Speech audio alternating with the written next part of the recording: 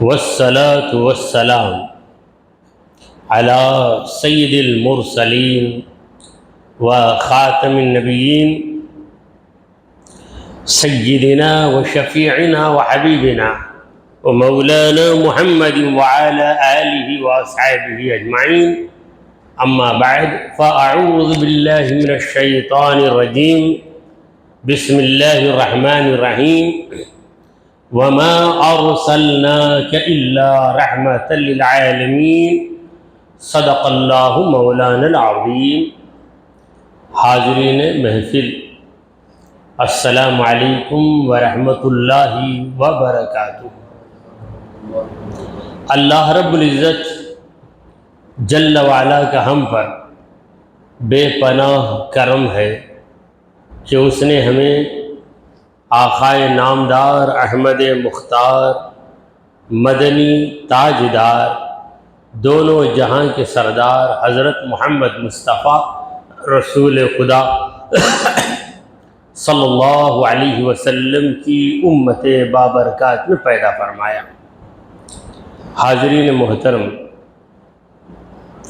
درس حدیث کے اس مقدس سلسلے کو آگے بڑھاتے ہوئے میں چند حدیثیں آپ کے سامنے عرض کرنے کی سعادت حاصل کر رہا ہوں.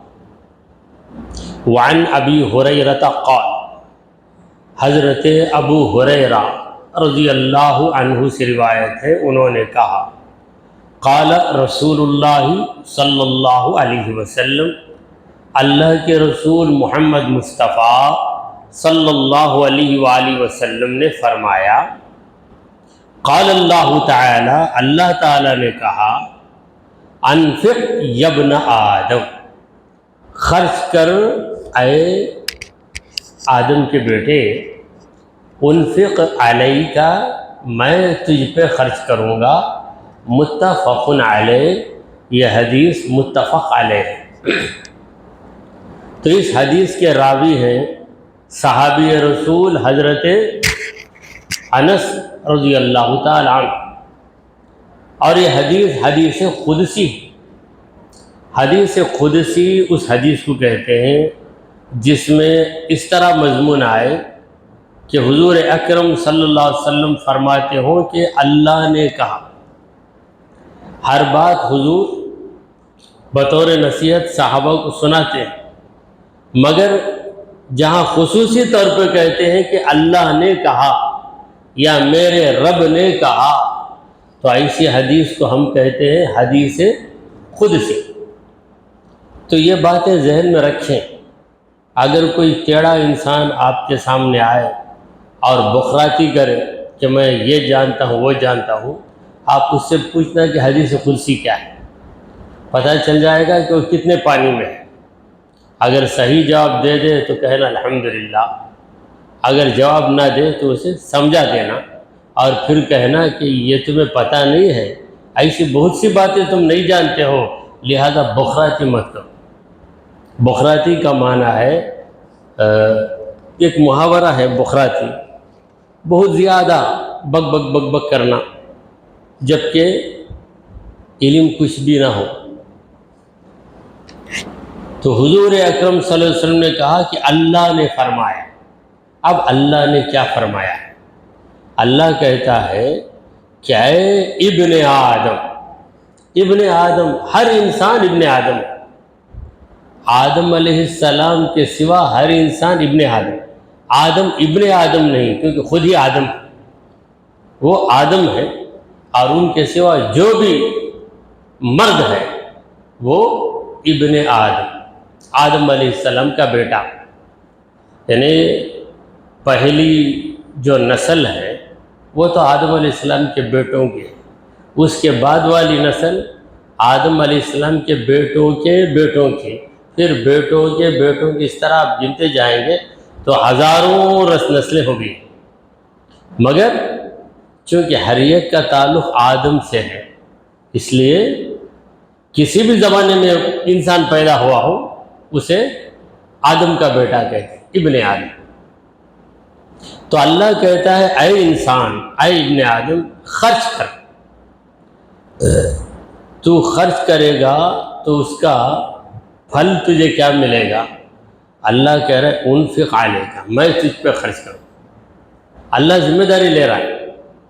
مثلا کوئی سرمایہ دار کہہ دے کہ بھائی آپ فکر مت کرو، جتنا پیسہ ہے خرچ کرو آپ کے پاس، میں آپ کو دے دوں گا، تو سرمایہ دار کی بات مان کر آپ بے تحاشا خرچ کرتے اس امید پر کہ میں جو بھی خرچ کروں اگرچہ کہ میری تھیلی خالی ہو جائے، یہ جو سرمایہ دار یعنی سرمایہ دار بڑا مالدار آدمی، یہ میری تھیلی بھر دے گا۔ پروردگار کہہ رہا ہے کہ اے بندے خرچ کر، میں تجھ پہ خرچ کروں گا۔ تو ہم کو چاہیے کہ رب کی دین پر بھروسہ کرتے ہوئے ہم دیتے رہیں۔ ہم جتنا دیتے رہیں گے رب ہم کو اتنا نوازتا رہے۔ تو دینے والے کو خدا کبھی خالی ہاتھ نہیں بناتا، البتہ فضول خرچی کرنے والوں کو اللہ کنگال بنا دیتا ہے۔ مگر جو سخی ہوتا ہے، جو کسی کی ضرورت پہ اپنا پیسہ دیتا ہے، پروردگار اسے کبھی خالی ہاتھ نہیں بناتا۔ مقصد رب کو راضی کرنا۔ جہاں دکھاوے کی نیت آ گئی، سمجھ لیجئے کہ آپ کی سخاوت کو کیڑ لگ گئی۔ اب آپ کی سخاوت میں وائرس گھس گیا ہے دکھاوے کا، تو دکھاوے کا خیال بالکل نہ رہے، رب کو راضی کرنے کا خیال رہے۔ اس خیال سے آپ خرچ کرتے جائیں گے تو رب کی طرف سے آپ کو برابر ملتا جائے گا۔ جیسے پانی اتر رہا ہے پائپ لائن سے، آپ اس میں ایک گھڑا پکڑ کے اسے خالی کر دیں گے، پھر رکھیں گے تو پھر گھڑا بھرتے جائے، کیونکہ ادھر سے رکاوٹ نہیں ہے، تو رب کی جانب سے کوئی رکاوٹ نہیں۔ اور یہ حدیث ہے بخاری مسلم دونوں کتابوں میں، اسی لیے اس حدیث کو کہتے ہیں متفق علیہ، متفق علیہ۔ ایک اور حدیث آپ کے سامنے عرض ہے، وعن ابی امامۃ قال قال رسول اللہ صلی اللہ علیہ وسلم، حضرت ابو امامہ رضی اللہ عنہ سے روایت ہے، انہوں نے کہا کہ اللہ کے رسول صلی اللہ علیہ وآلہ وسلم نے فرمایا، یبن آدم، حضور خود کہہ رہے ہیں، اے آدم کے بیٹے، ان تبذل الفضل خیر لک، جو چیز تیرے پاس زائد ہے اسے خرچ کر دینا تیرے لیے بہتر۔ زائد، ضرورت پوری ہو گئی، چیز بچ گئی۔ مثلا ہم نے کوئی چیز خریدی گھر کے لیے، 10 پھل خریدے، 4-5 پھل گھر والے کھا لیتے ہیں، باقی پھل زائد ہے، تو اسے رکھنے کے بجائے اسے کسی کو دے دینا یہ تمہارے لیے بہتر ہے۔ وَأَن تُمْسِكَهُ شَرٌ لَكَ، اگر تم اسے بچا کر رکھو تو وہ تمہارے لیے برا ہے، دنیا میں بھی برا ہے، آخرت میں بھی برا ہے۔ دنیا میں اس لیے برا کہ وہ چیز تم بچا کر رکھو گے وہ سڑ جائے، تمہارا پیسہ برباد ہوگا۔ کسی کو کھلا دیتے کم از کم اس کی دعا آپ کو مل جاتی اور آپ کا نام بھی ہو جاتا، اگرچہ کہ آپ نام کے لیے نہیں کرتے، کام آپ کر رہے ہیں تو خود بخود نام ہو ہی جاتا ہے، تو وہ کسی نہ کسی سے کہے گا کہ بھائی انہوں نے یہ چیز مجھے دے دی۔ اور تیسری خرابی یہ ہے کہ تم بچا کر رکھو گے وہ چیز سڑ جائے، تم سوچو گے کہ میں اسے بیکار کیوں کروں، خواہ مخواہ کھائیں گے، تو وہ سڑی ہوئی چیز آپ کے پیٹ میں جائے گی تو پیٹ میں جا کر بیماری پیدا کرے گی، بدہضمی پیدا کر دے گی۔ تو جو چیز زائد ہو اسے فوراً اس کو خرچ کر، کسی نہ کسی کو دے دو، کیونکہ کتنے لوگ ضرورت مند ہیں، بچا کر رکھنے سے کیا فائدہ ہے۔ تو تقسیم کر دو. اگر تم بچا کر رکھو گے تو اس میں تمہارے لیے نقصان ہے. ولا تلام علی کفاف، اگر ضرورت بھر تم کچھ رکھ لو تو اس میں تمہاری کوئی خرابی نہیں. مثلا ایک ایسی چیز ہے جو آپ کے کام آئے گی، آپ کو خود ضرورت ہے، تو ایسی چیز آپ رکھ سکتے ہیں. مثلا آپ کے گھر میں 20 روٹیاں پکیں، آپ لوگ کھا چکے، صرف 2 روٹیاں بچی، یہ زائد ہے، مگر آپ کو پتہ ہے کہ آپ کا بھائی یا آپ کا کوئی رشتہ دار آدھے گھنٹے کے بعد آنے والا ہے، وہ آئے گا تو یہ روٹیاں اس کے کام آئیں گی. اگر تم دوسرے کو دے دو گے تو وہ آنے والا بھوکا ہی بڑھ جائے گا. تو ضرورت بھر اگر تم رکھ لو تو اس میں کوئی خرابی نہیں. بلا ضرورت بچا بچا بچا کر رکھنا، یہاں تک کہ وہ چیز سڑ جائے تو اٹھا کر اسے پھینکنا، ایسا ہرگز مت کرو. اس میں تمہارا نقصان کئی وجہ سے. پہلا یہ کہ اللہ کے رزق کو تم نے بیکار کیا. دوسرا، تم نے ہمدردی نہیں کی کسی کے ساتھ، بے دردی کے ساتھ اس چیز کو رکھا، اور خدا نخواستہ وہ چیز تم ہی کھا گئے. اگر فریش کھا لیتے، تازہ تازہ کھا لیتے تو تمہارے پیٹ میں کوئی خرابی نہیں آتی. اگر اسے باسی بنا کر سڑا کر کھائیں گے تو اس کا نقصان پہنچے گا، جس سے تمہاری صحت خراب ہو جائے گی. دیکھیں، سرکار دو عالم صلی اللہ علیہ وسلم جب بات کرتے ہیں تو تمام زاویوں پر حضور کی بات حاوی رہتی ہے. یعنی ہر اینگل سے حضور اکرم صلی اللہ علیہ وسلم کی بات ہماری سمجھ میں آتی ہے جب ہم غور و فکر کرتے ہیں. اور پھر نبی کریم صلی اللہ علیہ وسلم نے فرمایا وَابْدَأْ بِمَنْ تَعُولُ، اور خرچ شروع کرو اس شخص سے جس کے تم ذمہ دار ہو. تم ذمہ دار ہو ایک شخص کے، اسے نہیں دے کر تم دوسرے کو دے رہے.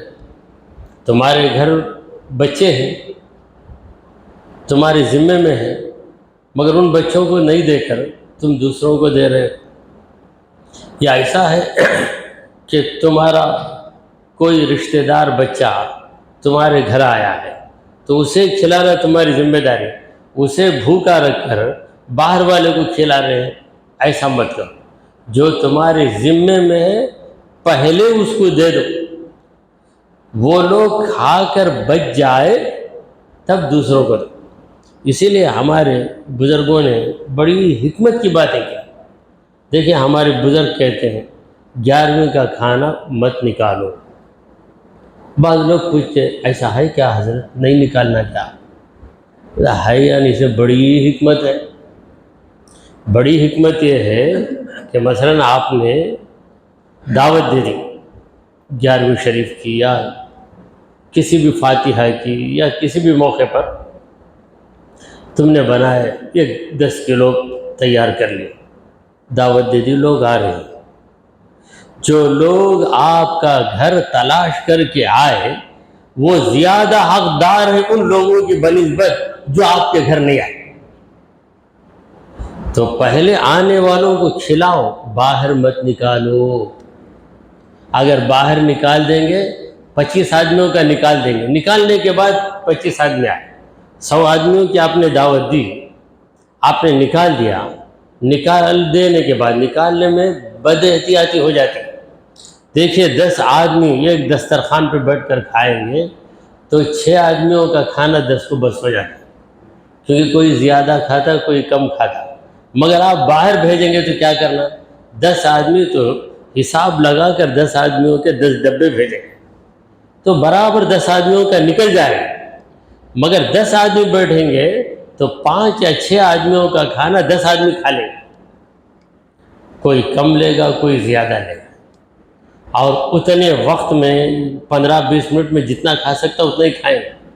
اگر آپ بھیجیں گے کم بھیج دیں گے تو بلا وجہ آپ کو سننا پڑے گا کیا بھائی ہے چڑیا کو کھلانے بھیجا نہ انسان کو کھلانے بھیجا. پوچھیں گے لوگ چڑی کو کھلانے بھیجا کیا ہے، چڑیا کو کس کے لیے بھیجا ہے، نہیں چوزے کو ڈالنے کے لیے بھیجا. ایسی باتیں کرتے ہیں لوگ.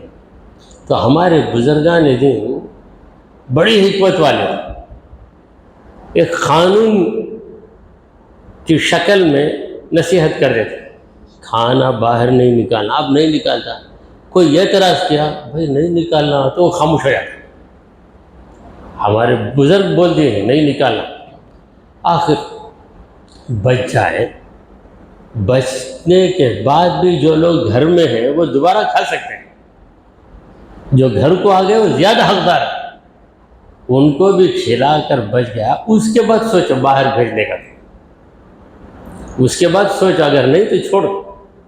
کوئی پوچھے بھی اعتراض نہیں ہم نہیں بھیجتے، بعد میں بھیجا. دعوت پوری ختم ہونے کے بعد اس کے لیے ہمارے بزرگوں نے ایک طریقہ رکھا ہے، سفرہ اٹھائے بعد بھیج سکتے ہو. یہ کیا سفرہ ہے؟ یہ جو دسترخوان بچھا دیتے ہیں باہر والے آ کے کھاتے کھاتے کھاتے پورے چلے کے بعد اب کیا ہو گیا، اب کوئی آئے گا نہیں، امید ختم، ٹائم پار ہو گیا. اس کے بعد دسترخوان اٹھا دیتے، سفرہ اٹھا دیا، اس کے بعد ہونا تو بھیجو، کیونکہ اب تو کھانے والے کوئی نہیں ہے. یہ بڑی حکمت ہے بزرگوں کی باتوں میں. ہم سمجھتے ہیں کہ ان سے زیادہ ہم عقل مند ہیں، مگر غور کرو تو ان کو جو عقل تھی اس کا 10واں حصہ بھی ہم کو نہیں.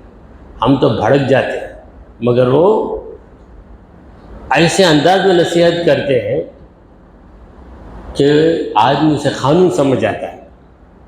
اکثر ایسے مسائل لوگ پوچھتے ہیں ایسا قانون ہے کیا؟ وہ کہتے ہیں قانون نہیں ہے، قانون تو نہیں ہے، مگر اس پر عمل کریں گے تو تمہاری عزت بچ جائے گی. اسے چھوڑیں گے پریشان ہو جائیں گے. 10 آدمیوں کو بھیجیں گے تم کو پتہ ہی نہیں چلے گا کہ لوگ پیک کر کر کے لے کے جاتے رہیں. تم سوچیں گے 10 کو بھیجوں گا، ادھر سے تمہاری بے خبری میں اور 5-6 حصے نکل جائیں گے، اور آنے والے بیٹھیں گے، کھانا نہیں رہے گا، برکت چلے گی. برکت نہیں گئی، تمہاری حرکت کی وجہ سے ایسا ہوا. تو اسی لیے بزرگان دین بڑے پیارے لفظوں میں بھائی باہر بھیجا تو برکت چل جائے گی. بولتے کیا مطلب؟ باہر 2 کا بھیجنے کے بجائے 4 کا نکل جاتا تھا. جو تیرا گھر ڈھونڈ کر آیا وہ اس کو برابر نہیں ملتی. باہر بھیجتے ہیں تو اس میں ہمارا اختیار نہیں رہتا نا، برابر گوشت کے 4 ٹکڑے ڈالنا ہی پڑے گا. اگر 10 روپے کوئی بڑھ گیا تو بولتا میں زیادہ نہیں کھا، 1 ٹکڑا میرے لیے بچ گیا، تو اس کا بچ جاتا. بچ گیا تو خود بخود برکت آ جائے گی. بڑی حکمت ہے. اسی لیے بزرگوں کی کوئی بات ہے تو فوراً اس کا نگیٹو میننگ ارے وہ زمانے میں عقل سب بول ڈالے بھائی، یہ بولنا غلط ہے. اس زمانے میں تجربے کی روشنی میں بولے ہیں وہ لوگ، اس پر ہم عمل کر لیں گے تو اس میں ہمارا ہی فائدہ ہے. تو حضور اکرم صلی اللہ علیہ وسلم فرما رہے ہیں کہ جو چیز بچ جائے اس کو الفضل کہتے ہیں. فضل کا معنی ایکسٹرا چیز. بچ گئے تو تم اسے خرچ کر دو، کسی نہ کسی کو دے دو، اسے چھپا کر مت رکھو، یہ تمہارے لیے بہتر ہے. ہاں اگر ضرورت ہے تب رکھو، تو اس میں تمہاری ملامت نہیں کی جائے گی. وَلَا تُلَامُوا عَلَىٰ كَفَافٍ، you will not be blamed on keeping the required quantity. ضرورت بھر چیز رکھنے پر تم پر الزام نہیں ہے، تم کو بلیم نہیں کیا جائے گا. اور وَابْدَأْ بِمَنْ تَعُولُ، یہ بڑی اہم چیز ہے. جن کے تم ذمہ دار ہو پہلے ان کو. یہی معاملہ دیگر چیزوں میں بھی ہے.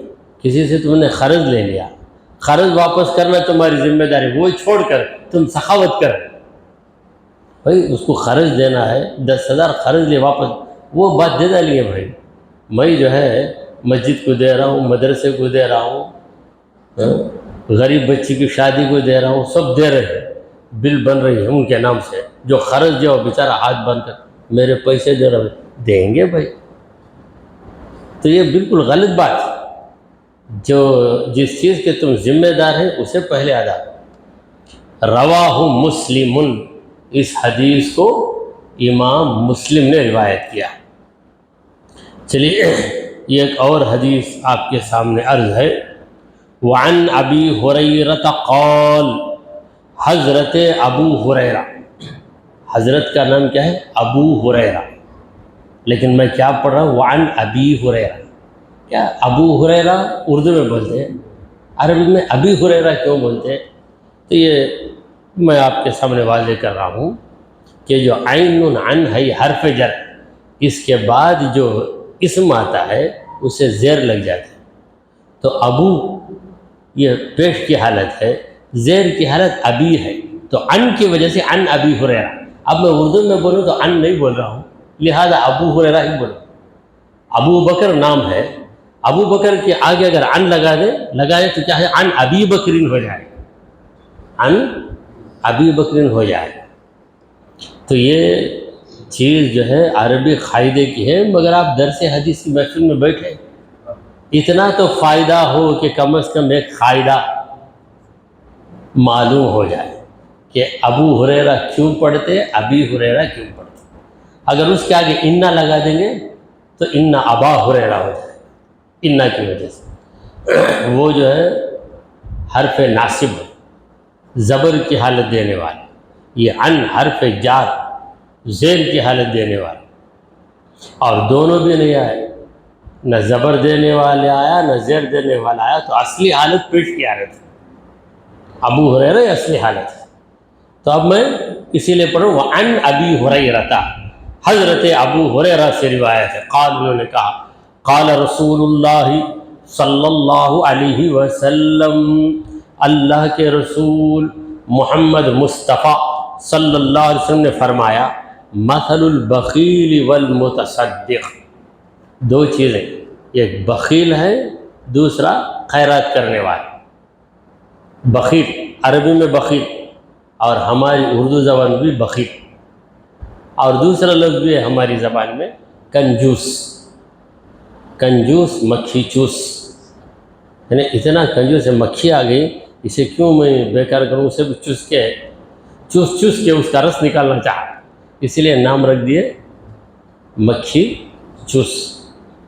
تو یہ جو بخیل اور سخی، متصدق صدقہ دینے والا یعنی سخی، دونوں کی مثال، دونوں کی حالت کیا ہے؟ کمثل رجلین، دو آدمیوں کی طرح، دو آدمیوں کی جیسی حالت ہے ویسی حالت ہے بخیل کی اور سخی کی. علیہما جنتان من حدید، دونوں کے سروں پر لوہے کا ہیلمٹ ہے. جنتن اسے کہتے ہیں اردو میں خرد، یعنی سر کی حفاظت کے لیے جو ٹوپی پہنی جاتی ہے. جنگ کے موقعوں پر لوہے کی ٹوپی پہنتے تھے لوگ، کیونکہ تلوار سے اگر کوئی مارے سر پر تو ٹوپی لوہے کی، اس پہ تلوار لگے گی سر بچ جائے گا. تو آج کل اس کا نام کیا ہے؟ ہیلمٹ. یہ ہر آدمی سمجھتا، لوہے کا ہیلمٹ، لوہے کی ٹوپیاں ہیں دو آدمیوں کے سروں پر. خدید ترت ایدیہما الی ثدیہما وتراقیہما، دونوں ہاتھوں کو، یعنی اس شخص کے دونوں ہاتھ اس کی چھاتی اور یہ جو ہڈیاں ہیں سینے کے اوپر کی ہڈیاں، ان دونوں میں جا کر چپک گئی. ایسا ہوگا، ٹوپی آئی، ٹوپی کے اندر ہاتھ جا کر ایسا ہو گیا، یہ حالت میں ہے. فجعل المتصدق كلما تصدق بصدقة انبسطت عنه. حضور بھی کئی سی مثالیں دے رہے ہیں، آج کے بڑے سے بڑے عقل مند کی کھوپڑی میں مثالیں ہیں. کسی کے سر پر ٹوپی، ٹوپی میں ہاتھ اس کے چپک گئے، ایسا چپک گئے کہ دو جگہ حضور بتا رہے ہیں. یہ جو ہے ثدیون، اسے کہتے ہیں چھاتی، بریسٹ، اور اس کے اوپر کی ہڈیاں، ایسا اٹک گیا جا کے. جب خیرات کرنے والا متصدق سخی انسان جب کچھ نہ کچھ سخاوت کرتا ہے، انبسطت عنہ، تو وہ ٹوپی پھیلتی ہے، پھیلنے جو پھیلے گی اس کے ہاتھوں کو آسانی ہوگی، ہاتھ نکلتے جائے، مصیبت سے یہ رہائی پاتا جائے۔ ٹوپی کے اندر ہاتھ اٹک ہے، دونوں آدمی کی وہی حالت ہے، ایک سخی کے لیے بطور مثال، دوسرا بخیل کے لیے بطور مثال، مگر دونوں کی حالت شروع میں ایسی ہے کہ لوہے کی ٹوپی کے اندر ان کی انگلیاں گھس گئی اور اس طرح چمٹ گیا، اب وہ کچھ بھی نہیں کر سکتا، ایسا ہی تھا۔ اس طرح کسی کے دونوں ہاتھ رکھ کے ٹوپی پہنا کر ایک دم فٹ کر دیں، فٹافٹ، تو اب کیا کرے گا؟ ایسا ہی جائے گا، کھانا بھی تو کھا نہیں سکتا، کھجا بھی نہیں سکتا، وہ یہ حالت ہو جائے گی۔ تو جب خیرات کرتا ہے تو وہ ٹوپی ڈھیلی ہوگی تو کیا ہوگا؟ آہستہ ہاتھوں کو اتارتے جائے گا، اتارتے ہاتھ باہر آ جائے، اب خود مختار بن گیا، کھا بھی سکتا ہے، لکھ بھی سکتا ہے، کوئی چیز پکڑ بھی سکتا ہے۔ وجعل البخیل، اور بخیل کی حالت، کلما ہم بصدقۃ، بخیل جب خیرات کا ارادہ کرے، بخیل کی دوڑ کہاں تک؟ ارادے تک، دینا چاہتا مگر دیتا نہیں، چونکہ پروردگار ایسا کرم کرتا ہے کہ دینے کا خیال سخی کے دل میں جیسا آتا بخیل کے دل میں بھی آتا، دونوں کے دلوں میں آتا، مگر سخی دے دیتا، بخیل نہیں دیتا، یہی فرق ہے۔ جیسے ہر اسٹوڈنٹ کیا چاہتا؟ میں زیادہ نمبر لے لوں، ہر ایک چاہتا۔ ایسا اسٹوڈنٹ جسے ایک لائن بھی یاد نہیں ہوتی، اسے بلا کر پوچھو کتنے نمبر لینا بہت تجھے خواہش ہے؟ ابو 80 لینا مجھے خواہش ہے بولے، وہ بھی خواہش تو سب کو ہے، لیکن کوئی محنت کرتا، کوئی محنت نہیں کرتا۔ محنت کرنے والا خواہش رکھتا ہے، محنت نہیں کرنے والا بھی خواہشیں رکھتا ہے۔ تو حضور اکرم صلی اللہ علیہ وسلم فرماتے ہیں کہ بخیل کے بھی دونوں ہاتھ اس طرح پھنس گئے ہیں، جب بھی وہ ارادہ کرتا ہے، کلما ہم بصدقۃ، خیرات کا جب بھی ارادہ کرتا ہے، خلصت وہ ٹوپی اور زیادہ تنگ ہو جاتی ہے، اس کے اوپر اور ٹائٹ ہو جاتی ہے، وَأَخَذَتْ كُلُّ حَلَقَةٍ بِمَكَانِهَا، تو ہر حلقہ جو ہے اس کا، ہر سرکل وہ اپنی اپنی جگہ اور چپک جاتا، یعنی جب خیرات کا ارادہ کرتا اور زیادہ وہ ٹوپی مضبوط ہو جاتی، اب ہاتھ پہلے جتنا اندر تھا اور زیادہ چپک گیا، اور زیادہ تکلیف، چپکا رہا ہے، سینے میں درد۔ یہ بخیل کی حالت ہے۔ تو پتہ چلا کہ سخی خدا کے کرم میں زندگی گزار رہا ہے، بخیل سب کچھ ہے، پریشانی کی زندگی گزار رہا ہے، سب کچھ ہے، نہیں دینا نہیں چاہتا، ارادہ ہوتا ہے، مگر جیسے تہجد کا ارادہ، اب سب سو رہے ہیں، سب کو بتایا گیا تہجد کی نماز پڑھنے میں یہ فضیلت ہے، وہ فضیلت ہے، تو اٹھتے دو قسم کے، ایک اٹھنے کے بعد ارادہ کرتا، کرنے کے بعد کھڑا ہوتا، جاتا، وضو کرتا، آ جاتا، دوسرا ارادہ کرنے کے بعد پھر اس کے بعد سجدہ 10 منٹ کے بعد پڑھیں گے، پھر سب سجدہ کرنا ہے۔ وہی حالت ہے بخیل کی، یہ بار نیکسٹ ٹائم دے دیتا ہوں، میں سجدہ بعد میں دیتا ہوں۔ ہمارے بزرگ فرماتے ہیں کہ دینے کا ارادہ ہوا تو یہ خدا کی توفیق ہے، فوراً دے دو، بعد اگر سوچیں گے تو اس توفیق سے تم نے فائدہ نہیں اٹھایا، بعد میں ہمیشہ کے لیے توفیق کا دروازہ ہی بند ہو جاتا ہے۔ تو یہ حدیث کیا ہے؟ متفق علیہ، یہ حدیث بھی صحیح بخاری، صحیح مسلم ہے۔ ذرا اس مثال پہ ہم غور کرتے ہیں تو حضور کے سمجھانے کے انداز پر قربان ہو جانے کو دل چاہتا ہے۔ اس سے بہتر مثال اگر سخی اور بخیل کی حالت کو سمجھانے کے لیے کوئی پیش کرنا چاہے، پیش نہیں کر سکتے، بڑی بہترین مثال ہے۔ دعا کیجئے کہ پروردگارا، ہم نے جو کچھ کہا اور سنا اسے قبول فرما لے، اے اللہ ہمارے گناہوں کو معاف فرما، ہماری خطاؤں کو درگزر کر دے۔ اے رب کریم ہم پر تیری رحمت نازل فرما۔ اے اللہ ہمیں سیدھی راہ چلا، تیرے انبیاء تیرے اولیاء کی راہ چلا۔ اے رب کریم ہمارا خاتمہ ایمان کی حالت میں فرما۔ وصلی اللہ تعالی علی خیر خلقہ سیدنا و مولانا محمد وعلی آلہ و اصحابہ اجمعین۔